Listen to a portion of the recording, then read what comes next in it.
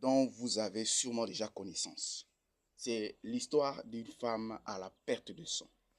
Cette femme a tellement cherché des médecins, plusieurs personnes pour traiter sa maladie. Et dans son histoire, on nous précise que cette femme était riche, elle avait de l'argent. Ça veut dire qu'elle s'est permise d'avoir des médecins de renom, des tradipraticiens puissants du pays et des contrées lointaines. Mais aucun d'entre eux n'a pu lui donner la guérison dont elle cherchait. Ça veut dire que même aussi son argent qu'elle dépensait pour acquérir de la guérison n'a pas pu lui donner la guérison.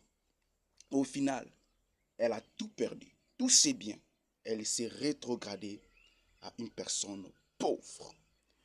Mais j'aimerais attirer ton attention. Est-ce que dans tout ce qu'elle a eu à faire, est-ce que dans tout ce qu'elle a eu à utiliser comme son argent, son influence, etc., lui a donné de la guérison?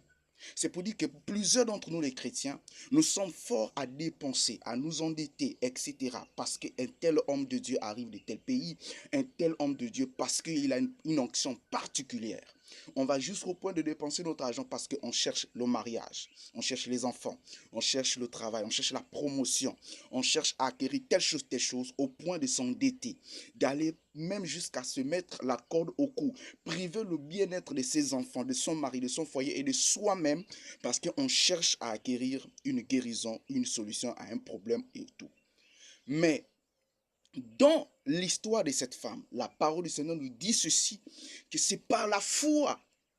La foi lui a permis de recevoir la guérison. Et à chaque fois qu'une personne était guérie, lorsqu'il était non loin dans la présence de Jésus, Jésus lui disait toujours que ta foi t'a guéri. Où as-tu laissé ta foi? C'est la question que tu dois te poser.